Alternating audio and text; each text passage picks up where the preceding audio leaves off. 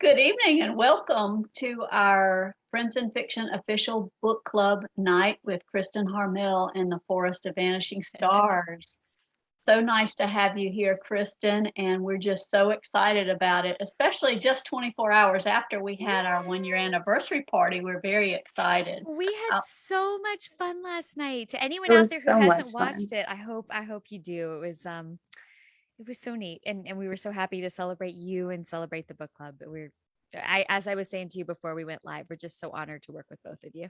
oh, thanks so much. We We feel are exactly honored the to same work. Yeah, way. we're And I honored did to work not with you. introduce my co-host, the lovely Lisa Harrison. Lovely Hi. Lisa. So welcome everybody. Get your questions going in the chat for tonight for Kristin. But in the meantime, I'd like to give her a sort of a formal introduction, and then we'll get started on our evening. First of all, many of you already know these things, but Kristin is the author of the amazing work we're discussing tonight, The Forest of Vanishing Stars, and she's a New York Times best-selling, USA Today, and #1 international best-selling author of The Book of Lost Names, The Winemaker's Yay. Wife, and more than a dozen other novels that have been translated into 28 languages and sold all over the world. A former reporter for People magazine, Kristin began writing professionally at the age of 16 as a sports writer covering Major League Baseball and NHL hockey for a local magazine in Tampa Bay. But she is and forever will be one of the Fab Five, our friends in fiction authors, podcasters, and guests every Wednesday night on Facebook. Welcome, Kristin. Thank you. Thank you so much for having me. And you're right, that Yay. is 100% the most important thing about my bio. I am a friends and fiction author. That You is are all. and forever shall That, be. my next book, I just have to put like the friends and fiction logo where the bio should be. Like, this is all you need to know, right? Definitely. Well, it's definitely your mark for sure. But we're so excited to have you tonight, Kristin. Thank Lisa and I are you. really looking forward to diving into the Forest of Vanishing Stars. And I Thank must you. say, it, I don't even know where to start. It was such an It's so amazing good. Thank you. piece of research, but also just the historical events and the geography of the deep forest. But before I get Thank too you. far in that, I want to give you an opportunity to give a quick summary for those who may not have read the book yet. Yes, absolutely. And I have to apologize for tonight because I just before we came on live, I finished reading a book that I have to blurb, which I actually thought the blurb was due today, but it was due last week. So I completely screwed that up. But it was Erica Roebuck's The Sisters of Night and Fog, which comes out, I think, next March. And I just spent the last 20 minutes like crying my eyes out because the end is so Oh, like, I mean, it takes like a large part of it takes place in a concentration camp. So it's just so emotional. So I'm like an emotional basket case right now. So if I burst into tears randomly, if you ask me a simple question, I blame Erica Roebuck. But in any case, The Forest of Vanishing Stars is for those of you who haven't read it, it is the story of a young woman who is kidnapped from her German parents on her second birthday and raised deep in the wilderness of Eastern Europe by her kidnapper, who is a woman named Yorusha, who feels that she's been called by the forest itself to take this girl, bring her deep into the woods, and give her a completely different life than the one she was born into. So Yona, the main character, is raised, deep in the heart of the forest, which with all of the survival skills she'll need, but with virtually no skills for human contact, because Yorusha tells her that if you venture outside the forest, if you interact with other people, you're taking your life into your hands. The only way to stay safe is to stay here, to stay with me, to stay protected. So Yona grows up with this very confusing set of rules that really kind of isolate her. Um, but then in 1942, the woman who kidnapped her dies, and Yona is alone and wandering the forest alone when her path intersects with that of a family of fleeing Jewish refugees, and everything changes because for the first time, she learns what's really happening in the world outside her forest. So she knew that there was a war going on. She knew there were bombs dropping. She could hear the gunfire, but she had no idea what was happening to Jewish citizens. And what's happening, as we all know from the perspective of history, is the Jews are being rounded up and deported to concentration camps. They're being murdered on the spot, or they're being forced into these Jewish ghettos that surround the forest that she's in. And when she realizes what's happening and of course, the injustice of it all, she kind of is faced with a choice. Do I do what the old woman always told me, which is to stay protected, to keep to myself, to not have any human interaction? Or do I realize that I have a specific set of skills and I can do what I can to help? So obviously, she chooses to help. If she didn't choose to help, there would not be much of a novel and we wouldn't be sitting here today. And I might not be on Friends in Fiction. I might be on like short story lovers and I don't even know. But in doing so, she kind of opens up her world. So it becomes this coming of age story where for the first time this woman in her early 20s is learning really how to function in society, how to deal with people, how to deal with jealousy and love and anger and hatred and guilt and just all these feelings that she's been really not exposed to.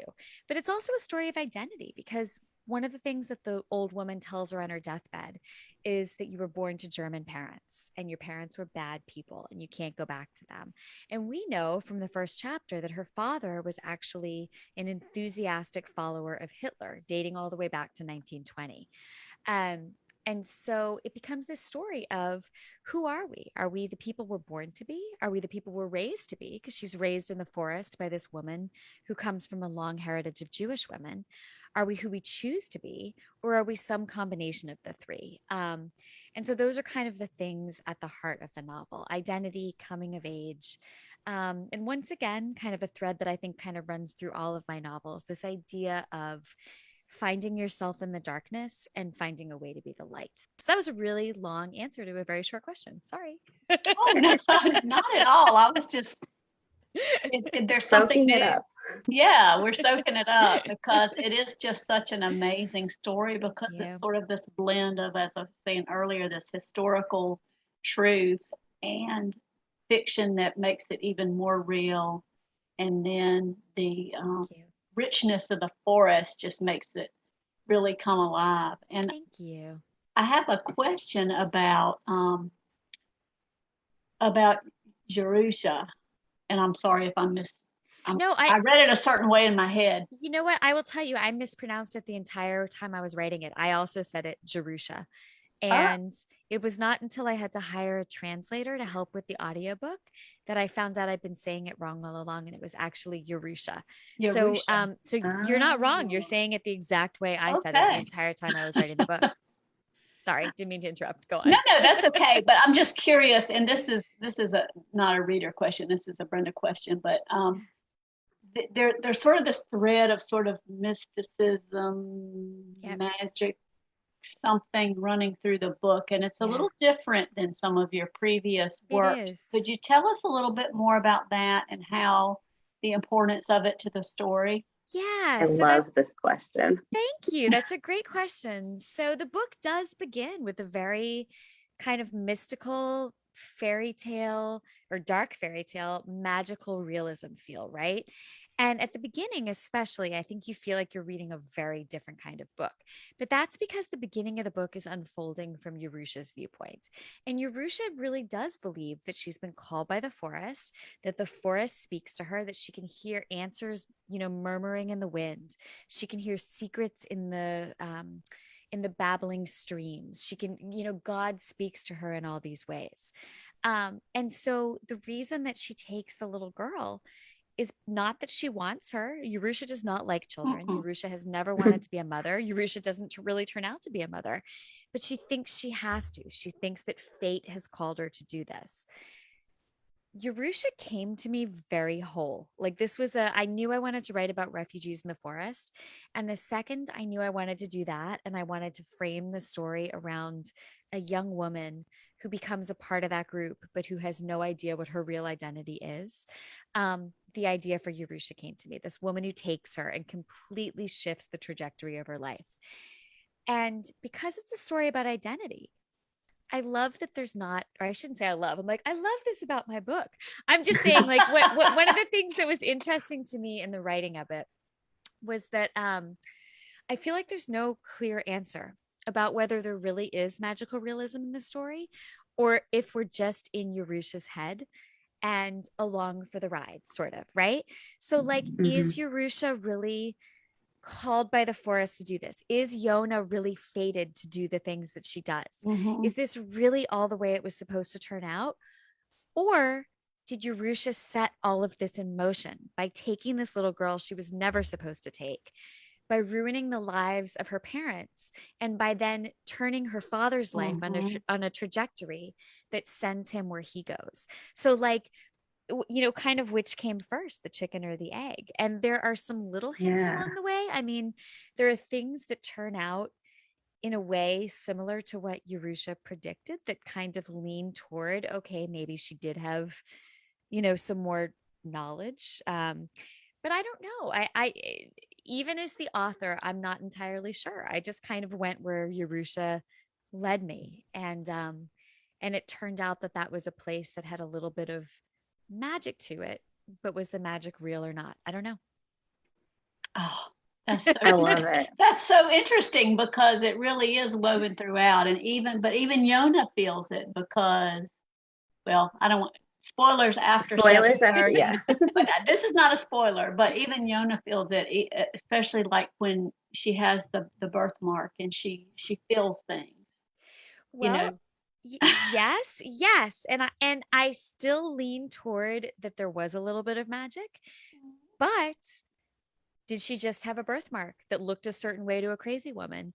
And the crazy woman spent 20 years saying to her, "You're special. This birthmark means X, Y, and Z." And so And it she was raised believing that. You know what I mean? So was a self-fulfilling, could have exactly. been a And self. so Yeah. that's what's interesting to me, because again, it's a story about identity. And do any of us really know every single thing that makes us who we are? And where do the things that make us who we are come from? Are we exactly who we were born to be? Are we exactly who we were meant to be?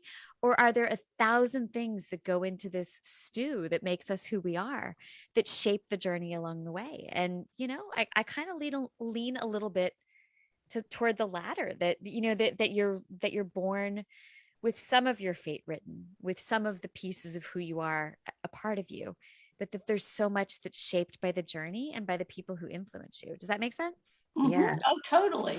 Totally, it does. And I just keep thinking back about your story that you've told on Friends in Fiction about not knowing your Yes. relationship to this part of the forest until you were already into the book. And I don't know if our if our book club members have heard it, but that is another really interesting aspect. Well, you know, it's interesting because, again, story about identity, and I didn't realize how personal that was going to be to me until I was midway through writing it. Because, like you said, I knew that my dad's side of the family was Jewish. My dad is 3/4 Jewish. My mom is 100% Irish Catholic. Like, her grandparents all came over, you know, whatever. Irish Catholic Boston. You could not be more Irish Catholic in the United States, I feel like. But my dad's family, three-quarters Jewish. And but I never knew where they were from. I knew that my dad's mother's family had come from France, which, again, I didn't, prior to going and living in Paris, which is what I think has inspired me to write about France. I didn't know that my dad's grandmother had lived just a couple blocks away from me. I had no idea. So, like, there are all these weird little pieces of my past that kind of connect with my current journey and my journey as a writer. But I knew that my dad's side of the family was from somewhere in Eastern Europe, but they had always talked about Eastern Germany or Austria or Hungary. And it wasn't until I looked at these ancestry.com records that I realized that the actual Harmels who brought the Harmel family name over were from Poland, from an area not that far away from from where the book takes Wow. place. And I was already well into writing about it by the time I started by the time I learned that. So I think if you had asked me at the beginning of the book, are we born with some of our stories already written? I would have said, I don't really think so. And I might have a different answer for you now. Hmm. Wow, that's so interesting. So cool. Yeah. Well, I'm going to lighten the mood here for a moment because I got a very interesting question in advance. Yeah. Not that that wasn't profound, but lighten the mood a little bit with Marilyn's question, which I think is wonderful. Marilyn Rump wants to know, with all the information you included in your novel about survival, do you think you could survive if you were suddenly in a similar situation of fleeing into the backwoods? Honestly, I don't think so. I mean, but And I don't mean to do that lightly, but I just, the no. idea of a modern, Yeah. even more modern. Well, let me just say this. If I were a contestant on whatever that show is, Naked and Alone, I would be out. I would be out in like, don't even give me 24 hours. It would be like 3 hours. No, I mean, I'm not a very, it's not the right thing to say that I'm not an outdoorsy person, because I love the outdoors. I love going to the beach. I love going on hikes. I love, taking Noah to the park. I love the outdoors, but I'm not a very wildernessy person. And I realize that that's not a word, but or woodsy. You're not a woodsy. I'm not a very woodsy person. I'm just really not. I mean, I've camped once and it was a disaster. And I mean, yeah, it's not really my thing. But that said, in real life, these people who fled into the forest, it wasn't their thing either. I mean, that is why this in real life. So in the novel, the group that I'm writing about it's not the Bielski group, which I mentioned in the author's note, but it's based very much on a group called the Bielski group and on other similar groups. Like there's a group called the Zoran group. There are other smaller groups. But the Bielski group in particular was a group that grew to number 1,200 people by the end of the war, which is extraordinary. It was 1,200 people who had been marked for death. They were Jewish citizens of Poland. The Germans were eliminating them all. They were killing them all. And these people fled and they survived. But the vast majority of them were people who would not have been able to survive on their own, because they were people who were teachers or music professors, or, worked in banks, or were dry cleaners or grocers, or, they had really no involvement with living off the land. But the Bielski brothers, who started this group, did know about that, and they had these survival skills. And there were people at the center of that group at the beginning who knew what they were doing and extended their knowledge to other people, which I think is extraordinary. So on my own, I don't think I would have been able to survive in the forest, but perhaps if I'd been lucky enough to find myself in a group like that, if I had found my way to a group like that, I might have survived. I mean, what they did was extraordinary. And I think it's an incredible example of a dark period in history where people could have just helped themselves, but they chose to help each other, Yeah. We need more of that today. We do need more of that today. Yeah. We do. Especially now. I mean, things are getting bad again with the pandemic, and and with people really needing the support of their fellow man. And I think there are lessons to be learned from that period in time. Yeah. For sure. I totally think there are. Yeah. If I might, Lisa, I know we're probably getting some questions in the chat. Yes. Do you want to do some chat questions, or would you like for me to share the information that we received from one of our members? I will do one quick comment, and then you can do that. And then I won't do a question. I'll just do a comment. Okay. Because I think this is great. Mary says, I love the fact that no matter what the character's religious background, they all felt that God was watching over them. I loved that too. Thank you. That's I loved how it was all brought together, no matter what their religious beliefs were. Well, thank you so much for saying that. And I think that's kind of a thread that runs through my books too.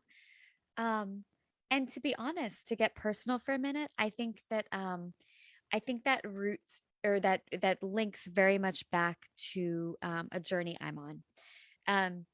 because like I said, my mom's side of the family is Catholic. I was raised Catholic. And in fact, I was not baptized as Catholic until I was in sixth grade. So it was something I chose, like something that, I read the Bible from beginning to end when I was a sixth grader, which was the year that my parents were getting divorced. So that was a really formative year for me. That was something that really meant a lot to me. I was old enough to understand most of it and to believe in it and be drawn to it, and to go into that kind of with eyes wide open. So I'm still Catholic. I identify very much with that faith.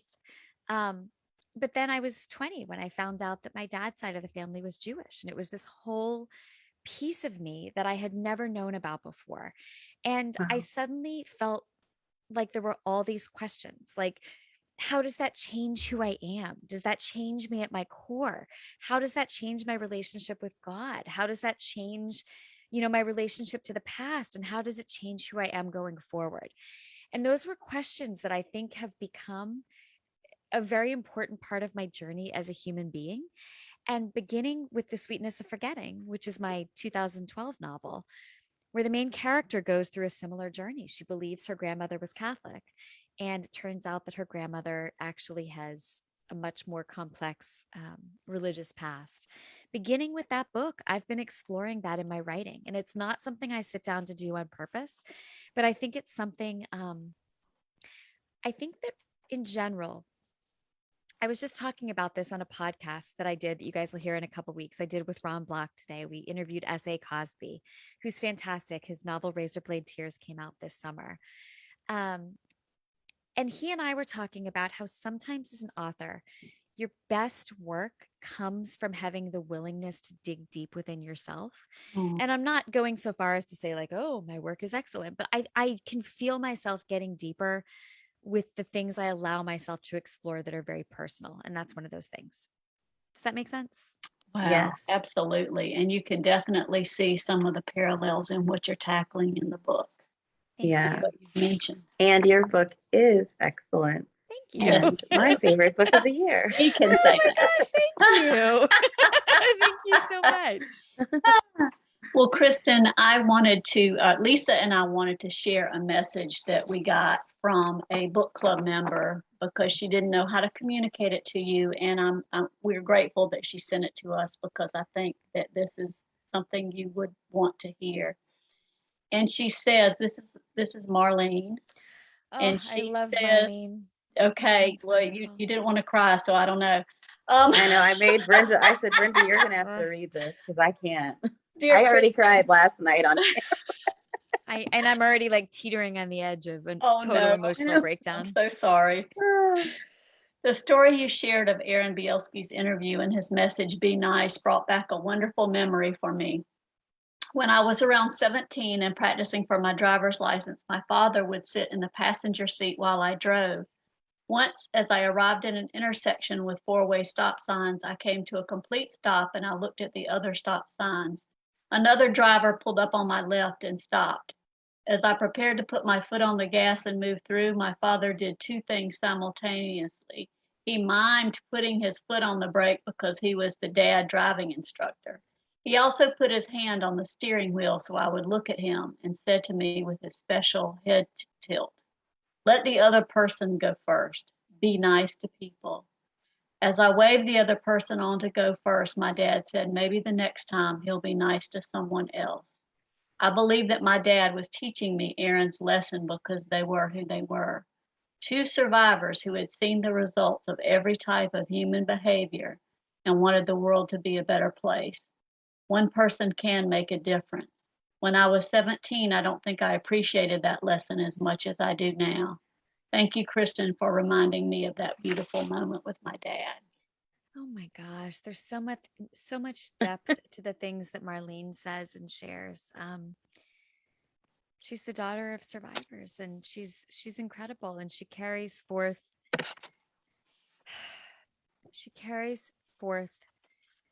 the beauty of who they were and the lessons they learned and the lessons they had to pass on to the world, which I think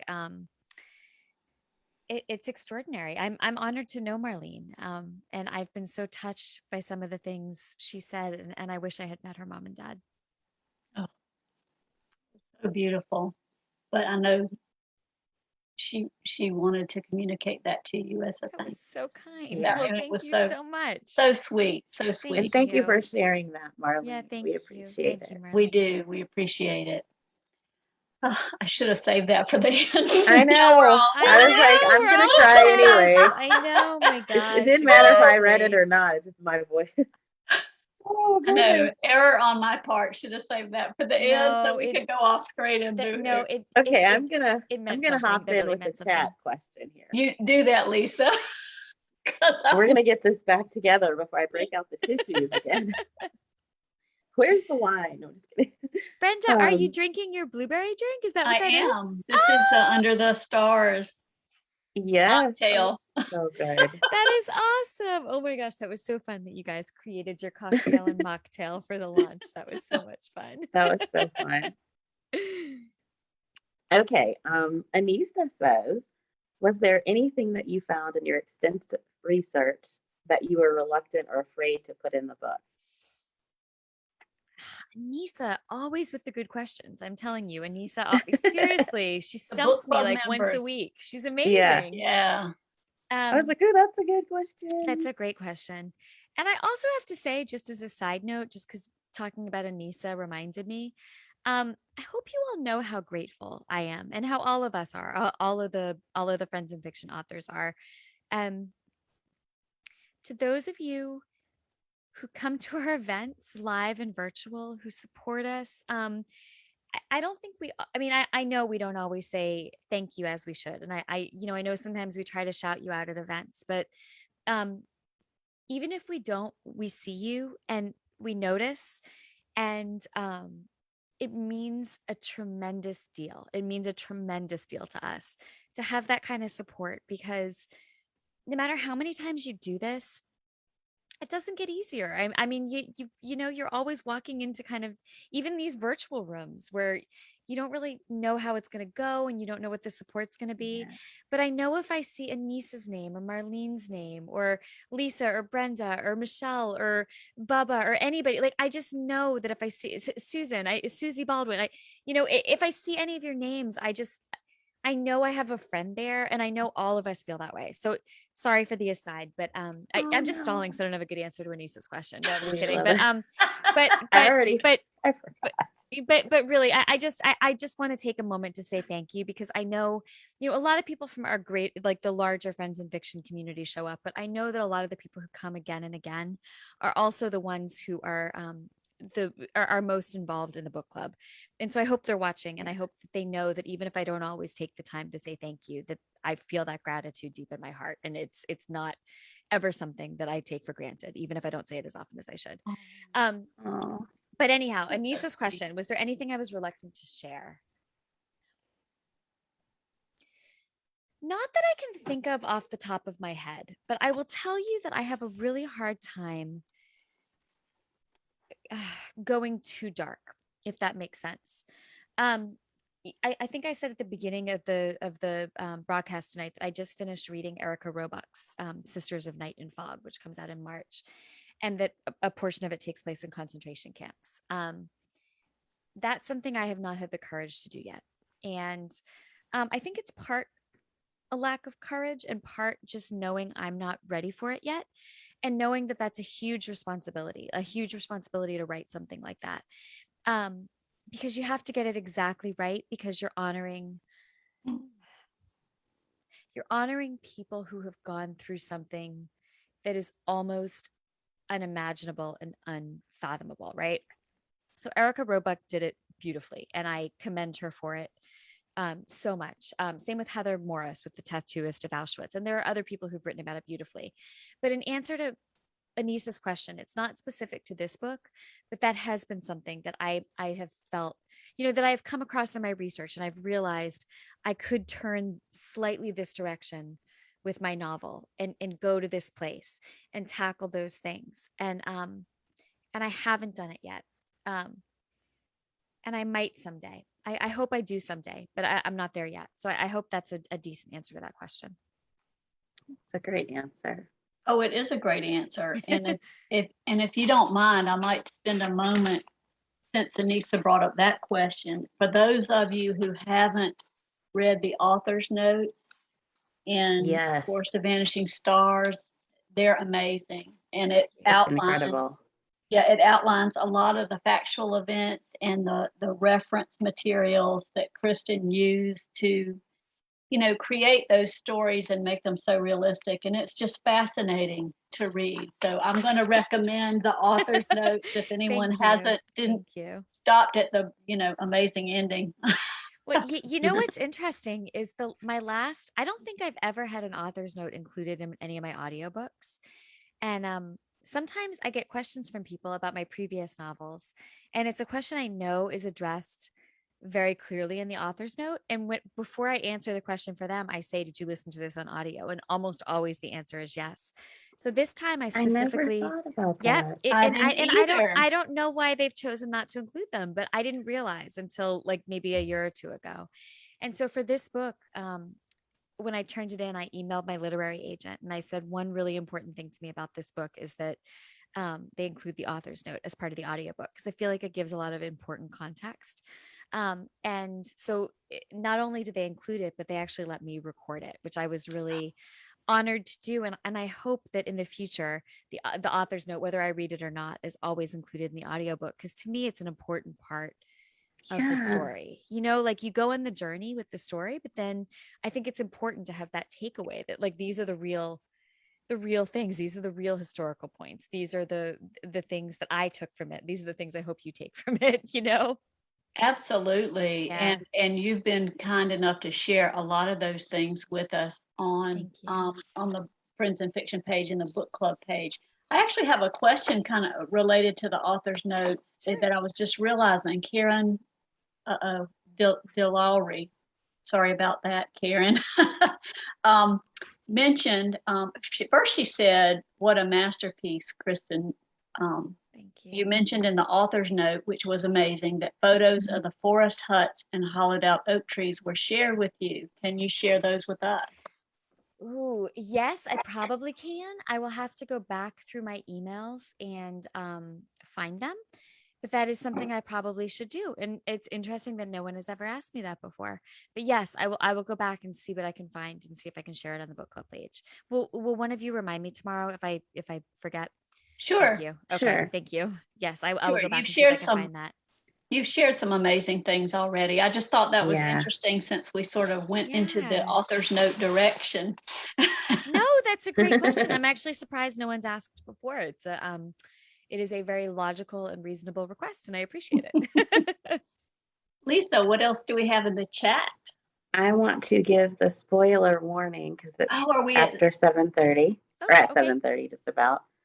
So we can ask some of the more spoiler Great questions if we need to. So just to clarify, if there are people who have not finished the book, they can log off now and come back and watch later once they Yep. Okay. Perfect. Great. Yep. Yes. Absolutely. We had one person ask that question today on the page, and we were like, yes, join us until 7:30. And okay, then perfect. Perfect. Well, and then this is available as a recording and they can come back and see it later after they finished. Okay, perfect. Absolutely. Good. Well, I know, Lisa, this isn't exactly a spoiler, but I know you had a question that you were really wanting to ask. Yes. My question is, your pub date was July 6th. Yes. And Yona's birthday was July 6th. Oh, good catch. Did you know that before? Is that why you picked that date, or how did that come about? Moved. I love that. No one has asked me that yet. I moved Yona's birthday when I found out the pub date. So it fit for it to be July because this isn't much of a spoiler because this all happens in chapter 1, but Yona is conceived after her father comes back to her mother, very enthusiastic about a speech that Hitler has just given, which I think kind of adds to the mystery of who Yona is and why she exists, or is that just a coincidence, right? So July completely lined up, and when I realized that July lined up, and then when my pub date came through as July 6th, I was like, I should make that her birthday, just in case anybody notices. So thank you, And Lisa, for noticing. apparently Lisa did. I did. That's the first thing. I was like, oh my gosh, that was her birthday. Like That's I told that awesome. to Thank Brenda right you. away. Yeah, I so have I think another question. Oh, go ahead. sure. Oh, I was just gonna say, I think I initially had her born on July 13th, which is my dad's birthday, just because I knew it needed to be in July, and I was like, oh, I'll give her my dad's birthday. But then it was easy to just move it a week because, that was the book's birthday. I loved that. I was like, oh, the book was born on Yona's birthday. I thought that was so cool. I love Thank that. I was you. like, it couldn't have been a coincidence. I have to ask about. Thank you. Well, I have a very special question Okay. from the lovely Patty Callahan Henry. Oh, He Patty. says, where did you get the most frustrated and want to give up?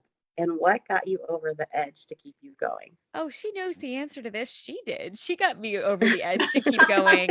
All of them did. I mean, you guys, I've told you this so many times. I would not have been able to complete this book without the support of the other Friends and Fiction authors.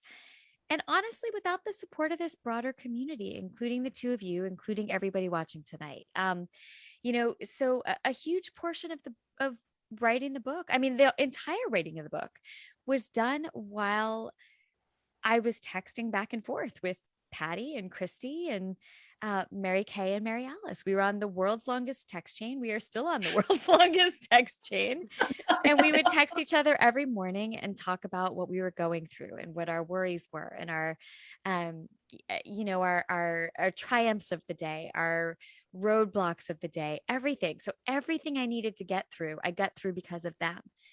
But in a broader way, I think all of us got through what we needed to get through because during a dark time when we were really stuck at home, where we hadn't had that exposure to our readers in public, where we were just kind of toiling away at our computers, wondering when the world would reopen and wondering when things would be normal and wondering when we could ever have a normal experience with our books again.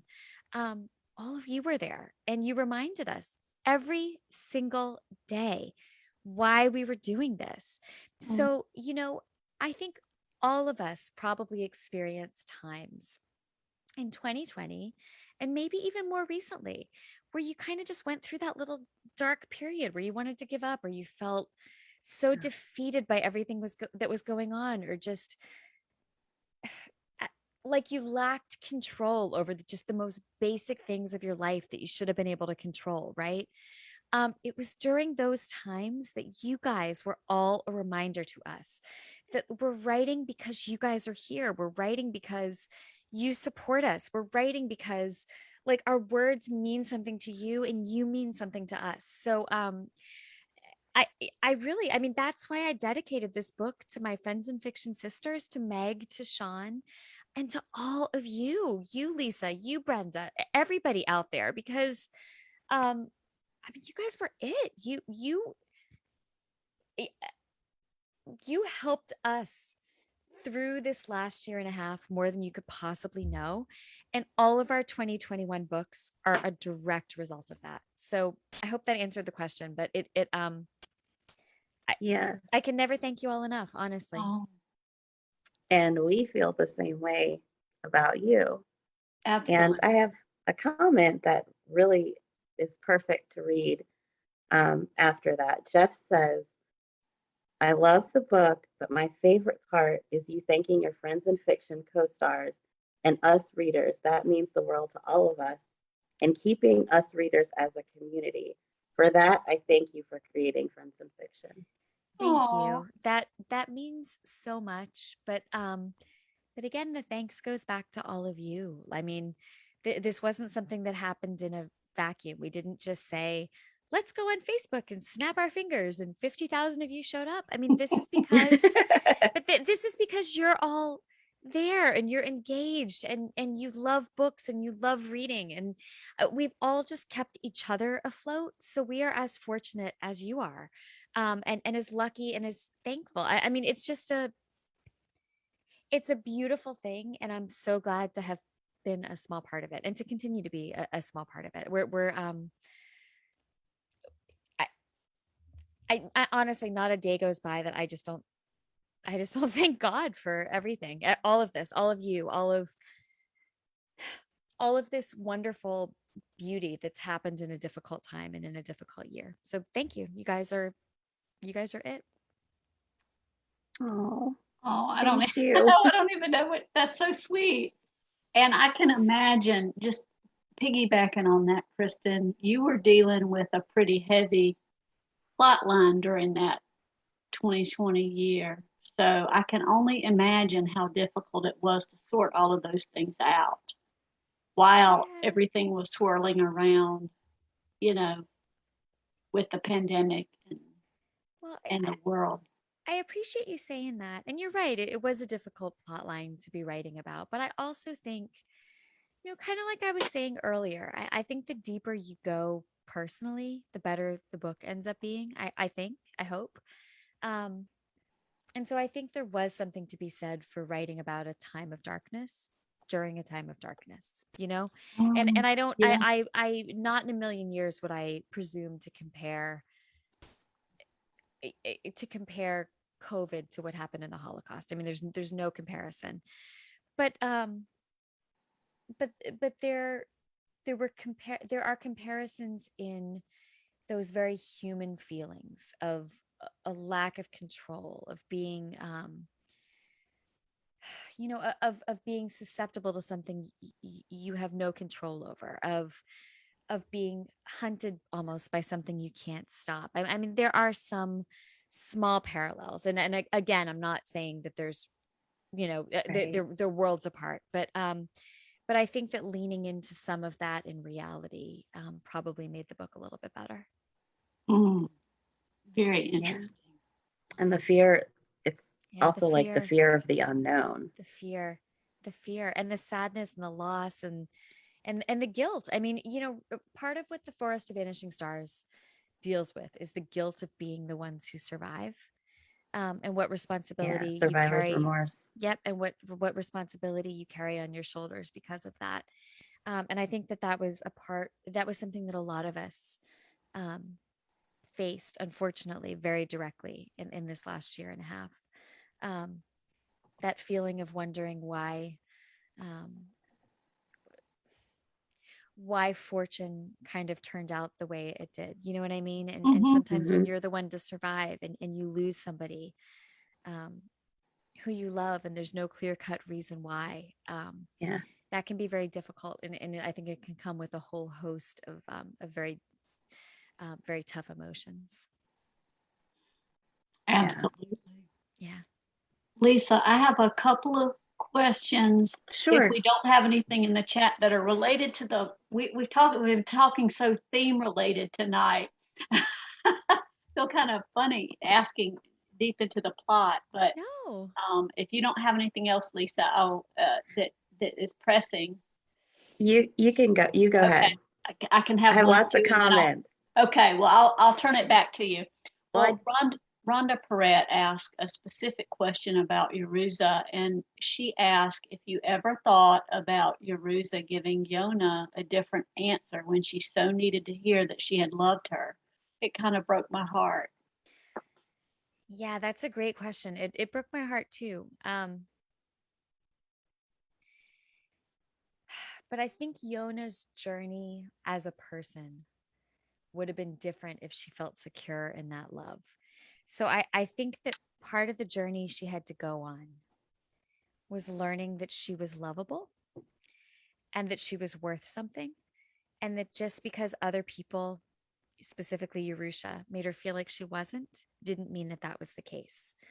Mm, Um, and I think that that is a journey that a lot of us have to go on in our adult lives. And I realize when I say that I sound like that means I was unloved, and that's not the case at all. I have a wonderful mother, I have a wonderful father, I have a wonderful sister, wonderful brother, wonderful grandparents, wonderful aunts and uncles. Like, I grew up very loved. But there were times, I think, especially in my early adult life, when I let myself get treated certain ways in relationships and in friendships because I didn't think I was worth that much.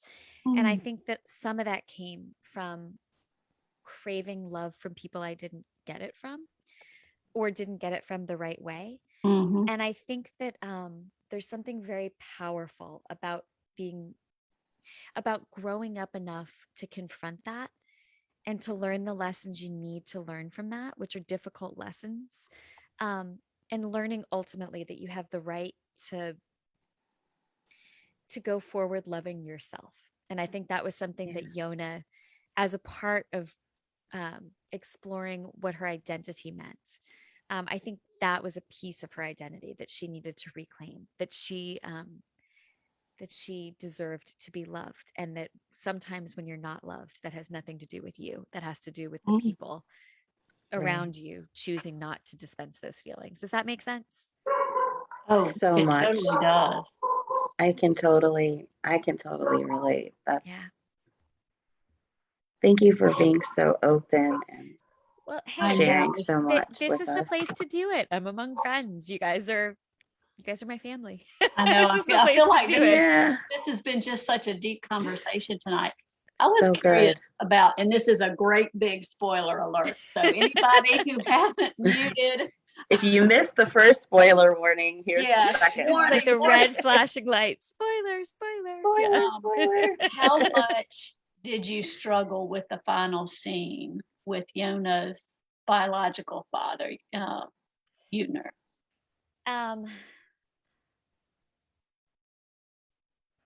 It's a tough scene to write. Tough scene to read. Yeah, sorry. Yeah. But it was I held my breath. It was a scene that had to happen because, again, it became really clear to me as I was writing this book that it was a scene about, it was a story about identity and a story about the past, the present, and the future, and how much power you have to choose and how much power the past has over you. And so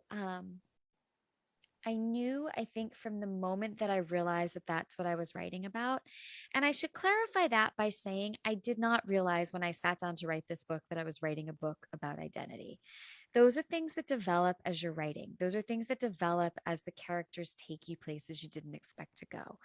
I don't think I sat down and said, I'm writing a story about a woman and her identity and X, Y, and Z have to happen. And then this is going to happen at the end. But as you get to know the characters and you realize the story behind the story that you're telling, these things start to unfold. And I think as I realized that that was at the heart of the story, I realized that the story kind of in a way had to symbolically end that way. And there was no other way for those characters to come to the conclusion of their story arcs without the past, the present, and the future intersecting.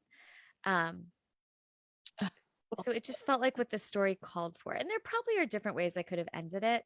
But the second I thought of that ending, I was like, yeah, that's where I'm going. And That's like whatever I need to write to get myself there is like what needs to happen, because that's where it has to go. Does that make sense? It does. Yeah. And it was a shock as a reader, and yet it wasn't. Yeah. Because of the arc of the story. And I don't know if this was intentional or not, but that imagery that you had of the snow and the crimson blood, it reminded me of that very first scene where she's in the bedroom and the crimson roses and the snow on the balcony. Oh my gosh, I did not think of that. So good for you. Wow. That's awesome. Well done. You're smarter than me about my own book. That's awesome. I mean, yes, I totally intended You that. Intended that. Yes. But well, I better not say anymore because we managed to make it not too terrible a spoiler. But so anyway, I'm gonna think on that for a minute more because what else can you tell me about my book, Brenda? What else can you tell me that I can go in and proclaim as my genius at my next event? Like, yes, the symbolism of the red roses was such and such. Yeah. It was so prevalent in my writing. I knew from moment one that the roses would play a role. Yeah. AP English high school speaking right there. That is so funny. I have a comment that I'd like to read. Ron Block says, I loved that her book was about the strength and beauty of the human spirit and that there is always hope. Lessons we needed to be reminded of. Thank you, Ron. I agree. Oh, isn't Ron like just the best human? I mean, Yes. he's the best librarian. He's the best podcast host. He's like the best friend. He's just like all around. He There's has just that wonderful voice. he's got the voice. Yes. Yes. He's just the best human. That's all. I mean, if there's a trophy for best human.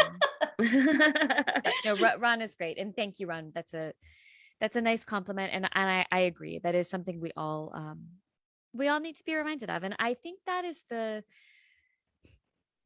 great thing about literature. And I'm not talking about my book or about any specific book, but just in general, I think books remind us of these lessons that we kind of need as we walk through life. And so we read them for entertainment, we read them for comfort, but I think that they inspire us in those ways that we need to be inspired at the time we need that inspiration. And I think they give us those lessons at the time we need it. And I think that that's maybe one of the reasons that World War II novels are having such a moment now. I mean, I've been writing about World War II for a decade, but these novels are really having a moment. And I think it's because we need that reminder about love and family and resilience and being lights in the darkness and all of those things. I think readers really have a leg up on everybody else, because I think that those who read novels and read nonfiction and just read books are surrounding themselves with these words and these thoughts that manifest in the right way in our lives when we need them. I do have one other question from Sarah. She says, was Yorusha's belief that she knew she had to take Yona and her actions or beliefs in the forest matched to the beliefs of the time or the location? Oh, did the beliefs match to the time or the location? A little bit of both. So in creating Yorusha, I did a lot of research into mysticism, Slavic witchcraft, the superstitions of that specific area of Poland, which is now Belarus, and Kabbalah. I mean, there were a lot of elements that went into creating Yorusha, but she is very much a reflection of her past, which was a very Eastern European past. She's a really unique character. She's not necessarily representative of, it's not like there were thousands of Yorushas walking around in the forest kidnapping children. But she is very much formed by beliefs about God and nature that were very prevalent in that part of the world at that time, if that makes sense. I have stacks of books that are just, and how many chapters was Yorusha even in, right? Like 3. And like my stack of like books about how do I form Yorusha is like, it's probably 10 books. So yes, there's a lot of Yorusha. She's only in, that's just amazing. I think so. Yeah, you feel her throughout the book. You feel her throughout the book. Yeah. Well, Yona hears her, Yona kind of hears echoes of her voice, which again is Yona really hearing them, or is she kind of hearing them in her head? Because this woman drilled into her, I'll always be with you and I'll be with you in the wind. And, but yeah. Is it I think she dies in chapter 3. I can't remember. It's early in the book though. It's early on. Yeah. Yorusha dies. But I don't remember which. Yeah. I don't either, but it just seems like she's so much a part of the whole book that you feel her throughout the whole story. Well, and that's interesting you say that, because again, it is Yorusha's dead by page Yorusha dies on page 35. Oh my goodness. Yep, of a 370 page book. So she dies very, very early. Less than a tenth of the way through. But I think you feel her on every page because she has done so much to shape who Yona is, right? As for all of us, honestly, are the people who raised all of us. echo throughout our lives. I mean, that's why, I have my best friend from childhood, who was my best friend from age 2 on, died in a car accident when we were 24. It was October of 2003. And I have a character in every single one of my books named some version of his name. His name was Jay, which was James Franklin Cash III. So there's always some reference to him. Sometimes it's like a Polish version of James, or but there's always some little piece of him. And I'm still in touch with his mom. She came to my wedding. She came to a book signing I had in Columbus a couple years ago. We talk every year on his birthday and on the day he died, and she checks in all the time. And one of the things I like to say to her, because I mean this from the bottom of my heart, is he's not really gone, because he's a piece of who I am. Like, I formed as I am because Jay was a huge piece of my childhood. And so I think that's the case with all of us, with the people who we love, whether they're the people who raised us or the people who spent a season of our lives with us, who are not part of us anymore.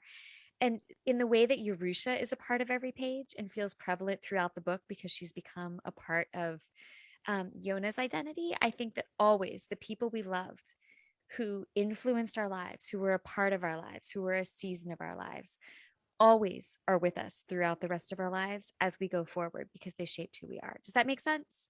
Yes. So I don't know, maybe So that's why you much. feel Yorusha on every page. And Yeah. I hope Jay's mom can feel Jay on every page and on every beat of my life, because that was he didn't shape me into who I am, but there's a piece of him that's a piece of who I am. You know what I mean? What a beautiful tribute. Yes, absolutely. Absolutely. One more quick question before Brenda does her. This one's quick. I can't, the readers will be so mad if I don't get this one in. Have you thought of doing a prequel about Yorusha's life? That's a great question. Probably not, because I'm really intimidated by that stack of 10 books that I boiled down to 3 chapters. And you can read them in the author's note. She lists the books. I cannot go back. I mean, I'm already looking at the stack of books that I'm in the midst of reading for the next novel I'm writing. And I cannot go back, or you won't see another book from me until like 2027. So if you want a book from me in the next year and a half, I'm going to have to let Yorusha go. I'm sorry. Oh, okay. We'll accept that. We don't want to wait till 2027 for another Harmel. And you know what? There's so much, Lisa, so much that plot that we just didn't even get to. I think that our book club members are going to demand a chat to we will have further detail, because we haven't talked about any of her wonderful characters. Fault, because I just philosophized my tail off tonight. I'm sorry. If you saw how many comments in here that say we can listen to Kristin talk all night, I know, right? So sweet. The whole thing is a highlight reel. So, but I mean, there's just so much. There's just so much. We may have to do that. But I'm going to take a moment before we wrap up to offer a few announcements to the group. And first of all, I wanted to remind everyone to tune in this Wednesday night on the Friends in Fiction Facebook page, when Friends in Fiction authors welcome debut authors Lou Diamond Phillips. Is that even possible? Yay! You guys, we have Lou Diamond Phillips coming on our show. Do you understand? Like, that is so cool. And do you know one of the questions we're going to ask him? They just announced that they're filming Young Guns 3. Really? Young Guns 3. So I hope they film it in Atlanta. I know, that'd be so cool. But no, you guys, Lou Diamond Phillips, he's on everything. He's been on Sesame Street. He taught Snuffleupagus how to write his own name. I mean, what's cooler than that? I know. And he'll be there Wednesday night along with Gervais Haggerty and Addison Armstrong. That was so Paige exciting Crutcher. when I saw it. We are adding in Paige Crutcher too. She has a new book coming out. Cool. In, I think it's October. It's called The Orphan Witch, I think, but she's amazing. So it's going to be a fun night. It was so exciting to see that on the page. And then also, if you're interested in any of their books, our featured bookseller on the Friends in Fiction page is Copperfish Books. a wonderful bookstore in Punta Gorda, Florida, And that they Kristin are may know. truly one of my favorite stores. They have been supportive of me for almost 20 years now, like since the beginning of my career. I've known that yeah, they're absolutely hands down one of my favorite stores. I That's do hope you support awesome. them. Yeah. So Yeah. remember Copperfish Books if you're ordering any of the new authors or the Fab Five books. Our next book discussion will be September 20th, 7 p.m. Eastern, with the fascinating and present tonight Patty Callahan Henry. So we'll discuss the bookshop at Water's End. It's awesome. Such a good book. Such a good book. I'm coming So, to I that look one. forward to that. so Lisa, I'm going to turn it back over to you. We just want to thank you for joining us tonight. Much. If you could, I'm always like, ooh, can you tell us anything about your next book before we let you go? We don't want to let you No, I no. So what I can tell you is that the working title is The Paris Daughter. Ooh. Ooh. It is about two mothers in the Paris area, one who lives in Paris, one who lives in the suburbs of Paris, who have daughters at the same time. And there is a storyline that involves a bookstore. There's a storyline that involves the French Resistance. And there's a storyline that involves one mother entrusting a daughter to the other. And then an Allied bomb dropping one day on a civilian area where it should not have fallen, and lives being destroyed. And then there is a storyline that picks up in the future, which I think right now is going to be in 1960, but it might be slightly earlier or later because I'm wrestling with a completely different thing I didn't see coming that I think has to happen in the book, that I'm not ready to talk about yet. But if I can somehow incorporate it and execute it, I think it'll make it a bigger book in a way that tells it will tell a more universal, more applicable to today story, if that makes sense. So I'm trying to get there, but it is basically about mothers and daughters and regret and courage and love, and the fact that that love doesn't leave just because a person does. Oh, I love that. That sounds like a pretty big story already. Yeah. I'm trying to write it. It's so much. So good. Thank you. Oh, thank you so much for joining us. We've had a double dose. How lucky are we? I know, That we right? had a double dose of Kristin Harmel No, 2 nights I in a am the row. lucky one. I get a And double then- dose of Lisa and Brenda. And an entire show of like highlight quotes. This is just amazing. We've had such a great discussion tonight, and thank everybody Yes. for their great questions. It's Yes. just awesome. Well, thank you so much for having me. And I'm so grateful to everyone who watched tonight and put your comments in and put your questions in. And I'm just grateful for your support. You, Lisa, you, Brenda, and everybody out there. It means so much. Thanks everyone for joining us, Thank and you. thank you again, Kristin, for being here and sharing so much of your personal story with us as well. Thank you Yes. so much. Happy reading, ladies. everybody. Happy reading. Good night. Good night. Good night.